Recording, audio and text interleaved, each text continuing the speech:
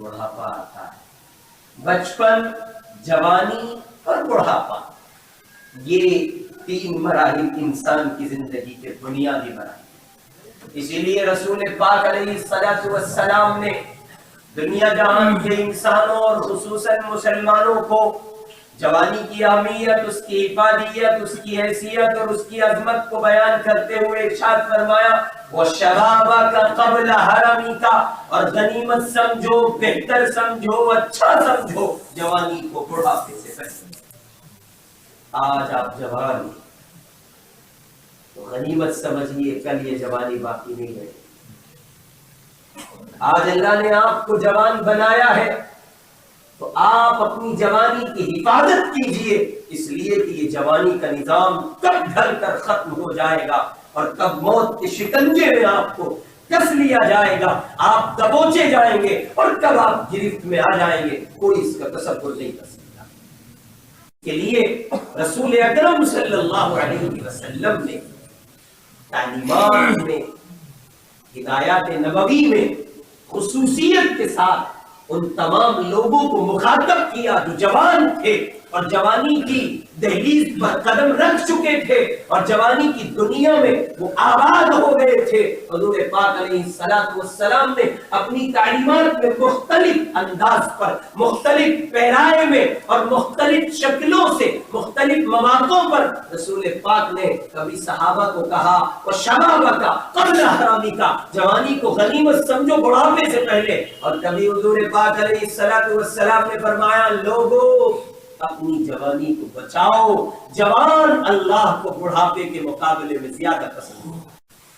ہے۔ کتنی سب تاریخ موجود ہے،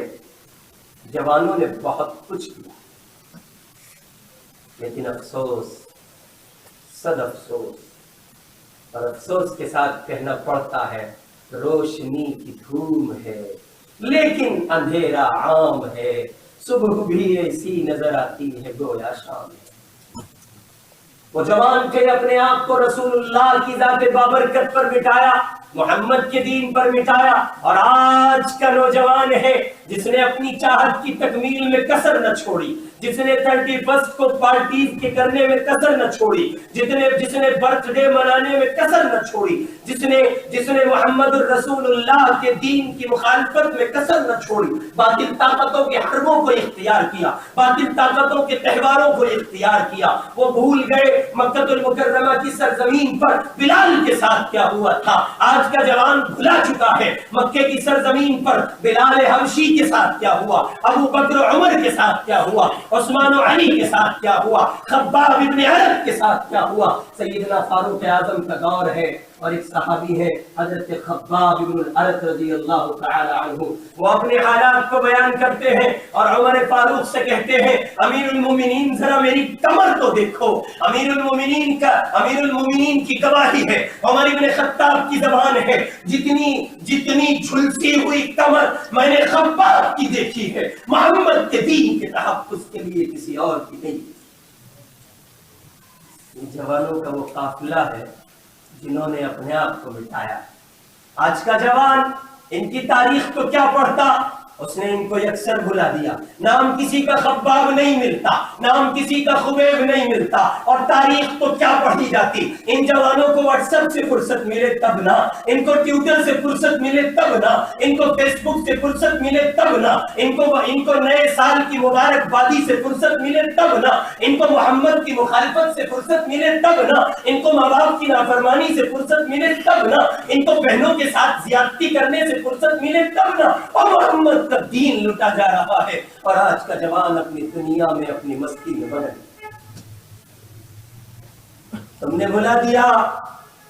مکے کی سرزمین پر شہید ہونے والی اور سب سے پہلی شہیدہ مائی سمیہ کو، جس کے ایک پیر کو ادھر باندھا گیا اور دوسرے پیر کو ادھر باندھا گیا اور جانوروں کو دوڑا دیا گیا اور اس کی شرمگاہ پر برچھا مارا گیا۔ 90 سال کی عمر تھی، کیا جواب دو گے سمیہ کو؟ میدان محشر ہوگا، رسول پاک ہوں گے، حسنین حسین ہوں گے، خلفائے راشدین ہوں گے، محمد کی ننھی فاطمہ کھڑی ہوگی، اما سمیہ سوال کرے گی میری شرمگاہ پر 90 سال کی عمر میں پرچہ مارا گیا، مجھے زخمی کیا گیا، مجھے شہید کیا گیا، میں تم سے پوچھتی ہوں میرے محمد کا دین لٹ رہا تھا، تم کیا کر رہے؟ اس کے پاس جواب ہے کہ وہ یہ کہے گا حلب کے ان معصوم و مظلوم مسلمانوں سے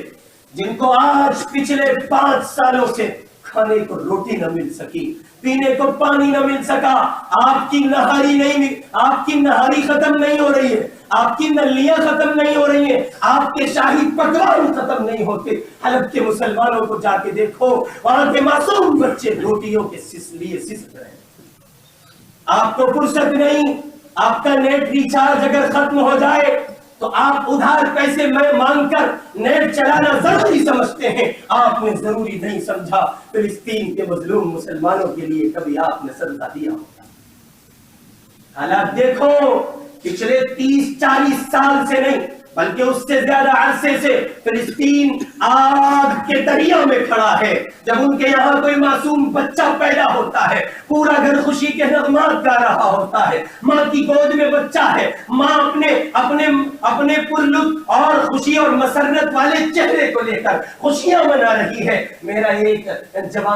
بیٹا اللہ نے مجھے دے دیا ہے، اسے محمد کے دین کی آبرو کو بچانے کے لیے قربان کر ڈالوں گی۔ ادھر اسرائیل سے بم آ کے گرتا ہے اور یہ ان کا ہنستا کھیلتا گلستان اجڑ کے شمشان و قبرستان بن جاتا ہے۔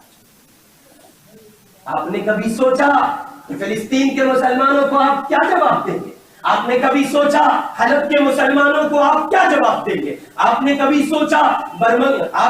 سوچا روہنگیائی ان مسلمانوں کو جو برما سے بے سر و سامانی کے عالم میں چلے اور ایک کشتی میں ان کو محصور کر دیا گیا، جہازوں میں ان کو سوار کر دیا گیا، سارے ملکوں نے اپنے دروازے بند کر لیے، بالآخر یہ کہ وہ سسکتے سمندر کے حوالے ہو گئے۔ کون ذمہ دار ہے اس کا؟ میں اور آپ ذمہ دار ہیں۔ ہم نے مانا ہم ان کا دفاع نہ کر سکتے تھے، ہم نے مانا ہم ان کے ساتھ جا کر لڑ نہ سکتے تھے، دعائیں تو کر سکتے تھے نا۔ یہاں تو نماز کی فرصت نہیں ہے، دعائیں کون کس کے لیے کرے؟